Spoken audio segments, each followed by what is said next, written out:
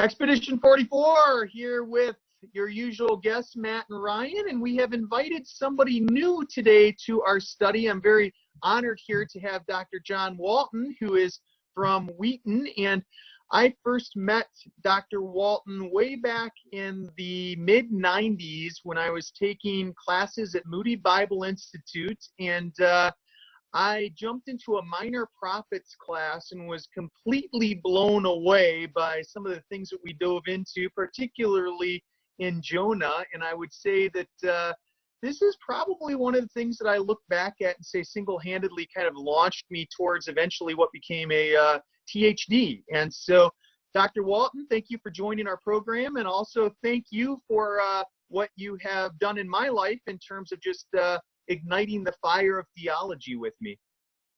Great to be here, Ryan. Glad that it worked. So you are quite accomplished. I think you are rounding book number 30, if I counted right. Somewhere near there. What I'm working on now is a Daniel commentary. Wow. Okay. So Dr. Walton, you are probably what I would call the leader in Old Testament. I've read the majority of your stuff. Now, I always go back to Matt here because he's one of the most well-read people I've ever met, and both of us have been really influenced by your work. We did a series on the book of Ruth this last winter, but more importantly on Job. And when we dove into Job, we were really into your works there. And so I want you to share a little bit about what you've written. I don't think I can list quite all of it, but kind of tell us a little bit about what you've put out, and also about your thoughts on how it affects COVID-19 and how it's related. Well, the book of Job has been an interest of mine for a number of years. I published a commentary on Job in the NIV application commentary series, and then after that worked with Tremper Longman and put out a small paperback in the How to Read series, so How to Read Job. And probably for most of your audience, that paperback will get at the issues a little more manageably, accessibly than reading through the commentary. So I've been able to do a lot of thinking on how to think about the book of Job and how to communicate the book of Job. One of the things that I find most interesting is that there are a number of things that people assume the book of Job is when they start. And those assumptions are not necessarily sound assumptions. But people start with those assumptions, and then they read the book and they say, wow, that book's not very good. It didn't answer the questions that it's supposed to answer. Well, and that's because they went in with their own questions instead of letting the book do what it does. So just as an example, people tend to think that the book is about Job, but it's really not. It's about God, and we're supposed to learn about God. God's the one who teaches the lesson, not Job. Job is wrong through most of the book. And so we have to see what answers God is giving, not how Job responds. People tend to think that the book is about suffering. It's not. It doesn't give the answer for suffering. It doesn't intend to give the answer for suffering. Suffering is happening to Job in order to test the quality of his righteousness. And the book is about righteousness. How does your righteousness stand up when it's under trial? And so, again, we find that the book isn't really trying to do what people think it's trying to do. And so the question the book asks is things like, is it really possible to have such a thing as serving God for nothing, not for the benefits that you get out of it, those kinds of ideas? And it's really trying to help us to consider how we ought to think about God when life goes really crazy. And you can see that's what led me into thinking about the pandemic that we currently are living through. Yeah, it seems like a lot of people right now with COVID-19 are kind of interested in where God fits into this. And we've seen an awful lot of, like, I'll call them kind of the crazy videos kind of leading to the end of the world and things like this. But more importantly, Matt and I did a series where we tracked through the book of Job using a lot of your material from the books that you've written on it. And when COVID-19 happened, we had people emailing, texting, things like that, saying things like, how did you know? How did you see this coming? You know, how did you speak to that? And I think a lot of that goes to show that when people are reading the story of Job and finding what God is doing here, they want to associate it with asking questions about COVID-19. Why are we going through this? Why are some people suffering? Some people aren't, and asking questions like that. And I think in your writing, you introduced a couple thoughts of Retribution Principle and Theodicy. Can you describe that a little bit? Sure. What we call the Retribution Principle is the basic concept that most people who have ever read the Bible would be familiar with. That is, it's the idea that the righteous will prosper and that the wicked will suffer. Basic principle. Job and his friends truly believed that. And when Job was doing well, at the beginning of the book, it looked like Retribution Principle was absolutely true. He's a righteous man, he's prospering, life is good, everything the way it's supposed to be. But of course, when everything goes off the rails, then he starts wondering what's going on here, because clearly in his mind, the Retribution Principle at this point was not true. It's not that he had been suspecting that might be the case. And so he begins questioning God. If the Retribution Principle is not true, how should we think about God? And I think that's what lots of people are encountering today as they think about who's suffering and who's not, and the ways in which we're all suffering at some level. And how do we think about a God who allows these kinds of pandemic is leading people to think through exactly the issue of the Retribution Principle.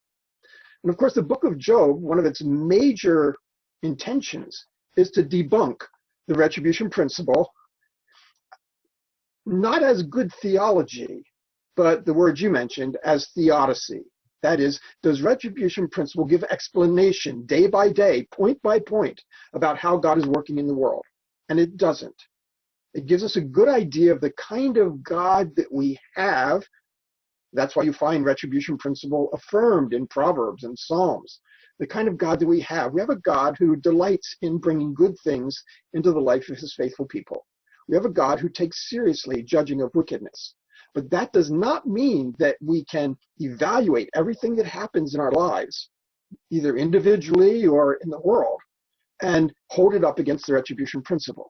So in that sense, the book of Job is trying to refashion the way that we think about our expectations in the world. Basically, that your expectations cannot and must not be set by the Retribution Principle. And so this pandemic scenario has forced us to confront some of those kinds of issues. It makes me think when you go online and you see everybody giving all sorts of advice or their opinions on why this is, it leads me back to thinking about Job's friends and all of their opinions on kind of everything, why this is happening to Job. Will you speak to that a little bit? How should we approach all these different things that we see coming to us through social media and the media and all that? Right. Well, his friends were convinced that they had the world figured out. And therefore, if Job's suffering, you must be wicked. And, we know you, Job, and we don't know anything, but clearly that must be the case. What had happened was they had reduced God. They had reduced God to a manageable equation, the Retribution Principle. It's a mistake that many of us make. And it is reductionistic, that somehow we can back God into a corner and say, this is how you have to do it. And that's one of the problems that the book of Job is trying to correct. I think another thing that leads people to think the way they do is that they attach the coronavirus with either the beginning or the end. They think about it in terms of the beginning by saying, oh, this is part of the fall. It's because of the fall that we have the coronavirus, and so it's that issue. Mentioned already, this is the end times. Everything's coming to a close and a climax.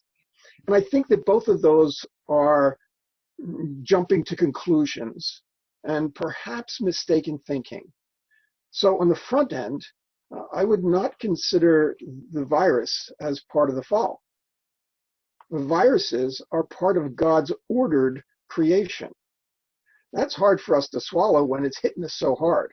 Mm-hmm. But I've listened to some good podcasts by qualified scientists who do work in virology and diseases that transmit like pandemics do, and they're scientists and they're good Christian folks. And they pointed out things like, and I hope I get this right, I'm trying to quote them accurately, that there's 10 to the 31 viruses in the world. That's more than there are stars in the universe. And that there are 10 to the 31 bacteria in the world. And that if we didn't have viruses who mostly control bacteria, bacteria would have wiped us out long ago. And if we didn't have bacteria, we would lose all the beneficial bacteria who work all the way through our system, individually as people and in the world around us. So even though viruses and bacteria occasionally hit us hard, they are part of God's ordered world, and they play a role that he has assigned them to play, and that's very important in our ordered world. So we shouldn't jump to the conclusion that just because every once in a while we suffer because of bacteria or viruses, that therefore they're somehow part of the fall and the result of sin. That's on the front end. In the book of Job, there's the Leviathan and the Behemoth, and these are two things that God created. And, as you've kind of alluded to, I think in your writing, sometimes I don't want to put words in your mouth, but it seems like you've described these as just things that God created that have kind of taken their natural course as creation. Do you see any correlations between those two and perhaps the virus? Absolutely. In the ancient world, they tended to think of Leviathan and other creatures of that sort. They fit into the category of what we call chaos creatures. And in the ancient world, they would have thought of them as primarily part of the non-ordered world. They were kind of running rampant, and they could do serious damage. But yet, sometimes they kind of let them slip into the ordered world. But there was a point of confusion in the ancient world. A lot of God's speeches in the book of Job point out how in many of these kinds of situations, there's more order than what people have identified. It is, even in Psalms, he created Leviathan to sport with him. That's a chaos creature, and yet it's part of God's ordered world.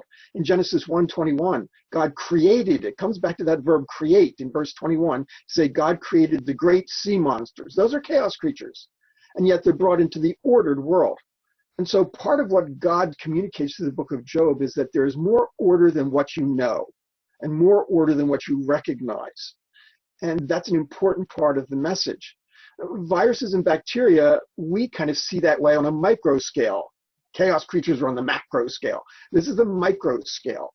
And again, we might think that that's disorder, that they're rampaging through our systems and causing nothing but problems. And again, I think part of what we have to recognize is that there's more order there than what we know.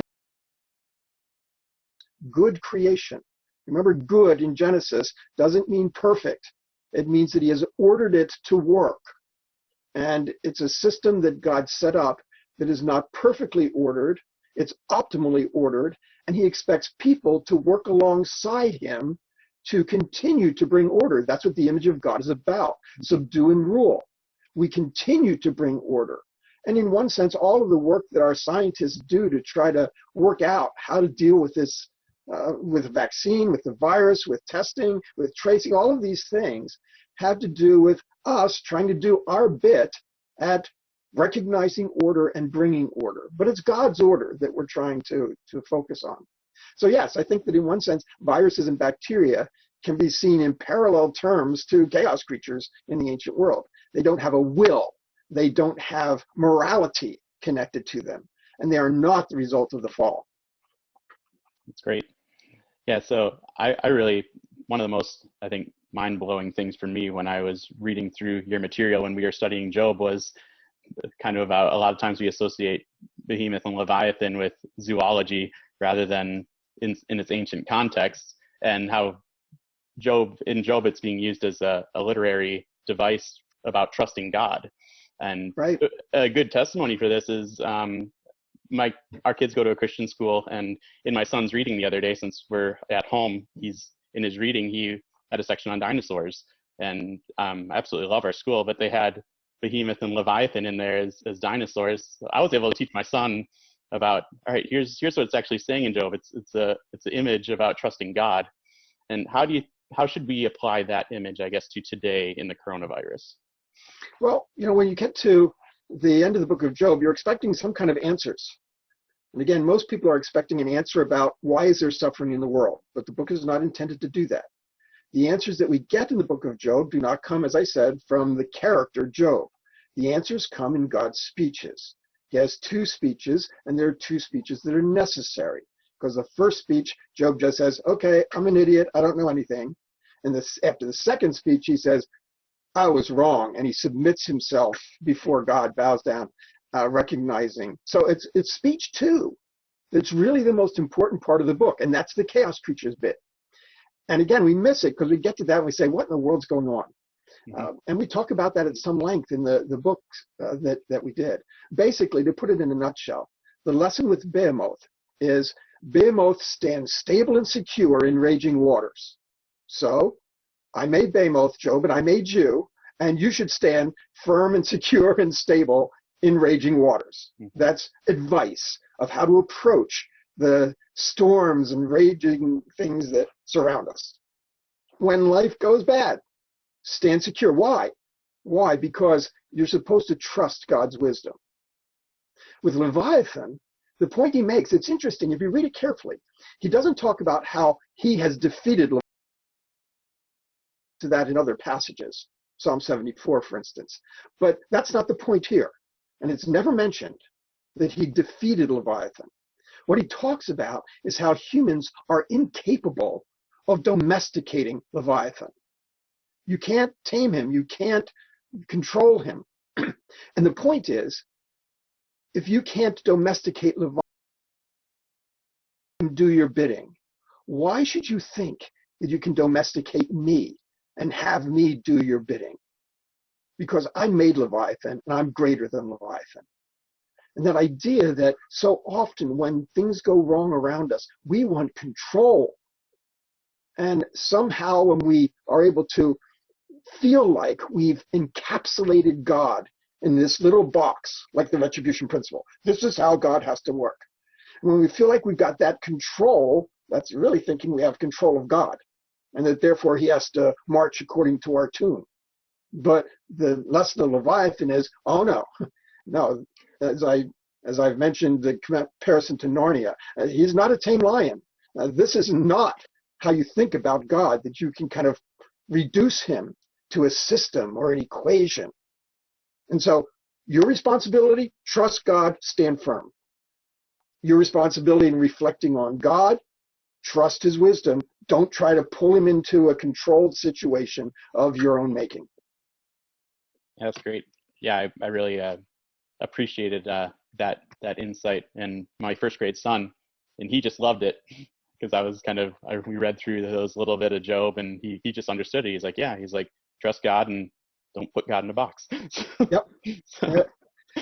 It's really a pretty simple statement, but it's hard to do. Yep. It's hard to trust when things are going crazy. Yep.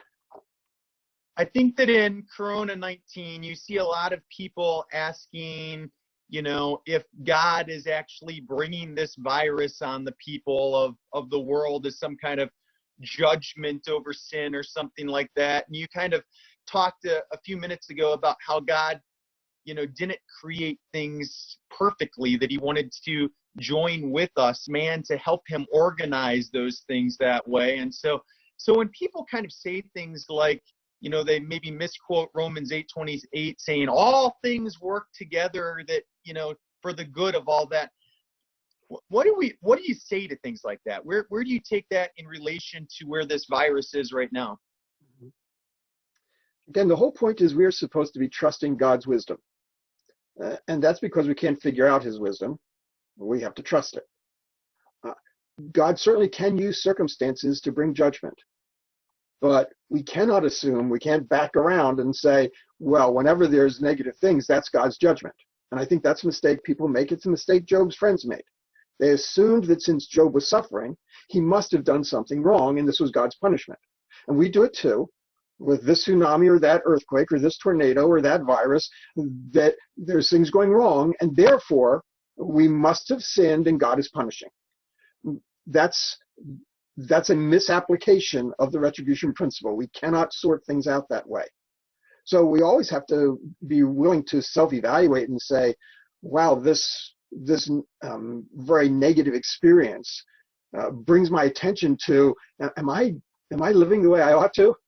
But it's really just a prompting device. We can't assume or decide that it's God's punishment. So I think we have to be careful about what confidence we have in figuring out what God is doing. I really love the benediction in Romans 11. His wisdom is beyond our understanding, and his judgments are not such that we can work them out. His justice, his judgments. Okay, we can't figure out when he's judging and when he's not, but that's okay. He's taking care of all of that. So I tend to read that doxology in Romans 11 as almost a commentary on the book of Job. We are not the prophetic voice to say, thus says the Lord, you have experienced all of these things because of this and that and the other crimes or offenses that you have committed. We are not that prophetic voice, but it can prompt us to self-evaluation. That's great. Thank you for your insight in Job and also COVID-19. I think it really brings a lot of light to what people are going through in their lives right now. And some people are hugely affected by the virus, and some people are hardly affected or might even think it's, kind of a crock or something like that. And people are just working through their own lives and trying to decide where God fits into all this. And I think at the end of the day, there's no better word than what the book of Job says of you're just going to have to trust God through this whole thing and his sovereignty. But I kind of want to explore a little bit about the idea of the literary device in Job and how much of the book is a literary device, like the speeches and the constructs, and this kind of gets into the idea of inerrancy, how much particularly looking at the speeches of gods, like how much of that is possibly a literary device, or are these thus saith the words of the Lord? Okay. The first thing we have to recognize is that the book of Job is wisdom literature. Its message, it carries its authority, it carries its inspiration in the wisdom message that it's giving. Okay, now, that being the case, it really doesn't matter whether the events are real or not. The message is true. We accept that no matter what. And so that's how wisdom literature works. Now, on the other side of the equation, in the literature of the ancient world, I don't see them making people up. They tend to use people that are out there, whether it's a king or this or that, they'll utilize people in a wisdom sort of setting, but they don't make them up. So I'm inclined to think that Job is a real person in a real past, one who is well recognized as a extremely righteous man who suffered a lot. And even if you only have that as the historical anchor, that gives enough to build on. To say, well, let's take this character Job and let's imagine this and let's imagine that. Okay, wisdom literature could do that sort of thing. He's a real person, but I also am inclined to think that the book itself is designed as sort of a thought experiment. Let's imagine this and let's imagine that. Again, a thought experiment, when you think about it, parables are thought experiments. Imagine this man who was on the road from Jericho to Jerusalem and fell in among thieves. Just imagine this situation and let's get a lesson out of it.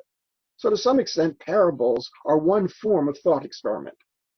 And so I tend to think of Job as a wisdom thought experiment based around the core story of this guy that people would have known about. When we think about things like authority, we attach authority to the author, whoever it is, whenever they wrote. We attach inspiration to the text that was produced, and we believe that regardless of whether the historical events are presented as taking place or not. If by genre that's not something they depend on, then it's not a problem. We talk about inerrancy, that the Bible is inerrant in all that it affirms. That's how the explanation always goes. So the affirmation of a book is dependent on understanding its genre. So what is the book of Job affirming? Is it trying to affirm a sequence of historical events? Some people think so, and that's fine.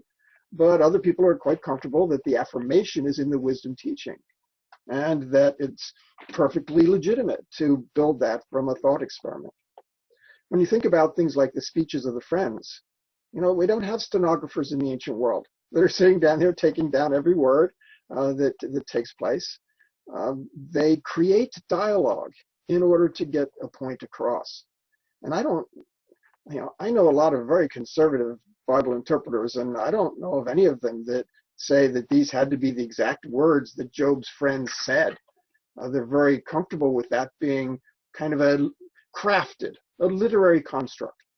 But the minute you're willing to say any given piece is a literary construct, well, then you have to say, okay, so this book is a combination of literary construct and actual things. So what goes in what category? If there are some things a literary construct, what other things are literary construct? Okay, and so that's kind of the negotiation that takes place. And different people have come out different places.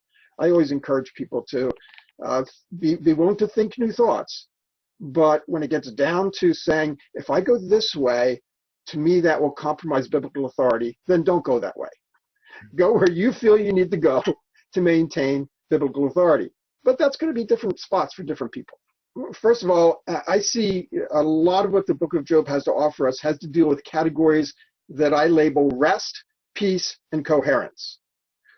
Rest has to do with our circumstances, whether we are feeling secure and stable. And God's the one who gives rest. And we're living through turmoil and unrest, but God can bring rest. More importantly, we have the issue of peace, which is how we feel. And our feelings are feelings of fear when we're in a period of turmoil and unrest. But again, Scripture tells us that God can bring peace, the freedom from fear, even when we are in troubled times, as we are now. And so we need to look to God for that peace that transcends our circumstances. So we have our circumstances where we seek rest. We have our feelings where we can experience fear or peace.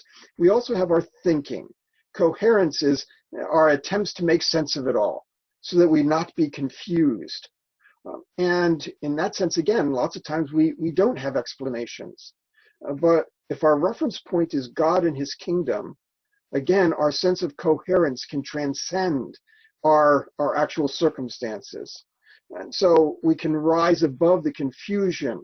God is in his temple and all is well with the world, even though we're going through some very difficult times.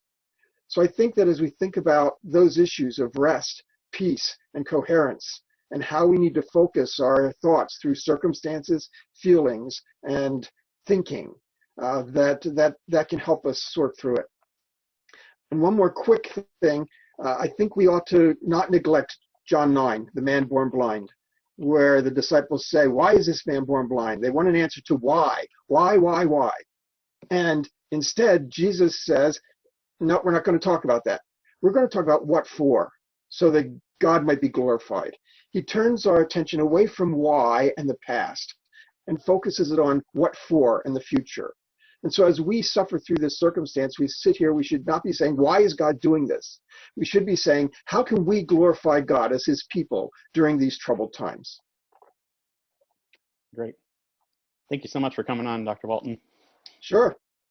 Really enjoyed all you had to say. Thank you for influencing us through your writing and through your thoughts. We've really enjoyed it, and keep up the good work. Thank you very much, Ryan. Good to touch base again.